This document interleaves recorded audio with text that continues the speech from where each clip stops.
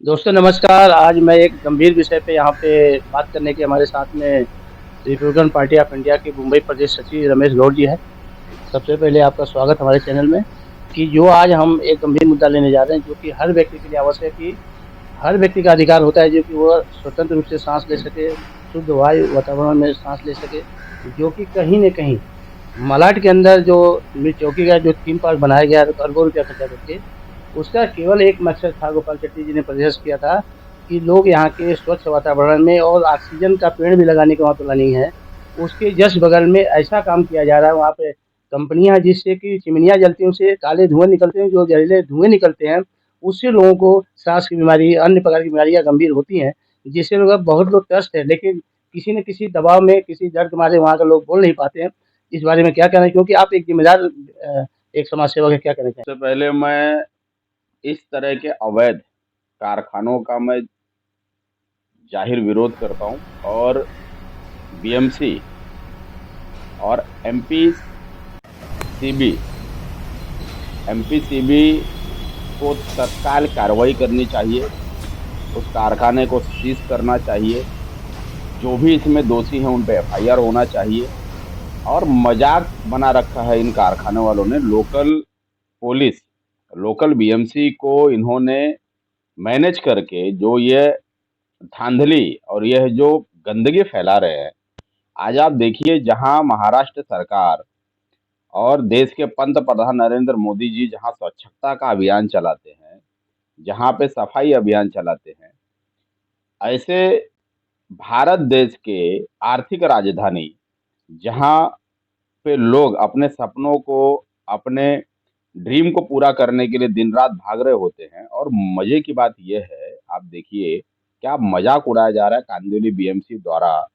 सरकार का भी, माननीय यहाँ के लोकल सांसद और देश के कैबिनेट मंत्री पीयूष गोयल जी का भी, और यहाँ वहाँ के आमदार योगेश सागर जी का, वहाँ के नगर सेवक मनीषा कमलेश यादव जी का। कमाल है, मतलब नगर सेवक बीजेपी का, एमएलए बीजेपी का, एमपी बीजेपी का, मंत्री बीजेपी का, सरकार बीजेपी की, प्रधानमंत्री बीजेपी का, और बगल में इतना बड़ा थीम पार्क, करोड़ों करोड़ों करोड़ों रुपया लगा के थीम पार्क बनाया जा रहा है। उस थीम पार्क के अंदर ही सारा पॉल्यूशन आके गिरता है। ऐसा मैं नहीं कह रहा हूँ। कोई भी इंसान वहां से अगर गुजरे तो उसका एक बार जाता है कि भाई इतने बादल, इतने धुआं, इतना स्मेल, इतनी इतना इतना बात कहाँ से आ रहा है।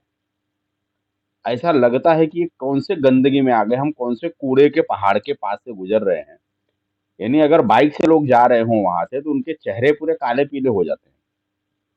वहां पे कितनी बीमारियां फैल रही हैं।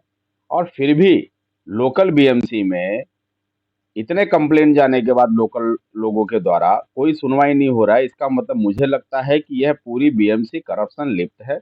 पूरी बीएमसी व्यस्त है गरीब फेरी वालों को हटाने में। पूरी बीएमसी व्यस्त है लोगों से हफ्ता खाने में। बीएमसी का काम है कार्रवाई करना, और यह बीएमसी की लापरवाही है, बीएमसी की मिली भगत है जो लोगों के जान के साथ खिलवाड़ कर रही है। तो मैं जाहिर विरोध करता हूं। अगर इस पे कार्रवाई नहीं होती है तो माननीय मंत्री रामदास आठवले साहब के सामने भी ये मामला रखूंगा, और एनजीटी तक और देश के उच्च न्यायालय तक ये मामला लेके जाया जाएगा। और मैं कड़ा विरोध करता हूँ कांदिवली बीएमसी का, वहाँ के लोकल अधिकारी का, लोकल जो भी वहाँ के एडमिनिस्ट्रेशन है सभी का। इनको जल्द से जल्द कार्रवाई करनी चाहिए। मुझे लगता है कि इनके लिए 24 घंटे, 48 घंटे बहुत हैं। अगर इतने में नहीं होता हम एनजीटी तक मामला लेके जाएंगे। इनके विरोध अगर धरना मोर्चा करना पड़े तो जरूर करेंगे। प्रदूषण के लेकर के हम लोग बात कर रहे थे, जो कि इसमें माननीय न्यायालय ने भी सख्त आदेश दिया है और बीएमसी को एक बार फटकार लगाई है, जो है और कहा है कि अगर इस पर सुधार नहीं किया तो लापरवाह अधिकारियों के खिलाफ कार्रवाई की जाएगी और आगे किसी भी प्रकार का कारखाने का या फैक्ट्री का परमिशन नहीं दिया जाएगा। इस मामले को लेकर के आइए देखते हैं कि रमेश गौड़ जी इसको कैसे देखते हैं। देखिए, न्यायालय ने बहुत बार फटकार लगाई है, कई बार फटकार लगाई है बीएमसी को, महानगर पालिका को, पर्यावरण विभाग को, कि भाई आप लोग जरा ये करें, साफ सफाई पे ध्यान दें और कार्रवाई पे ध्यान दें। लेकिन ये सभी लोग प्लेटिंग, स्पेशली प्लेटिंग के कारखानों की मैं बात करता हूँ, जो लोग प्लेटिंग चला रहे हैं, इन लोगों को खुद को भी शर्म नहीं आती है।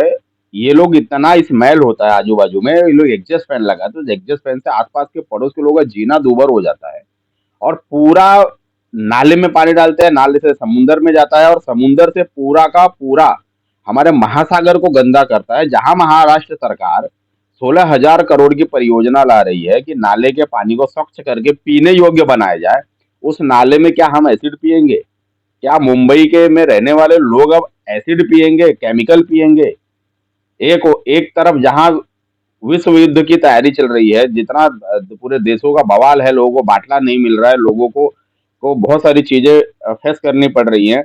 आज बहुत सारे महानगरों में लोग लॉकडाउन की स्थिति में आ चुके हैं। अब उन लोग अगर घर पे लॉकडाउन में बैठे तो घर पर बैठ के इस केमिकल को सूंघे और घर बैठ के ये गंदा पानी पिए, उनके बच्चे बीमार हों।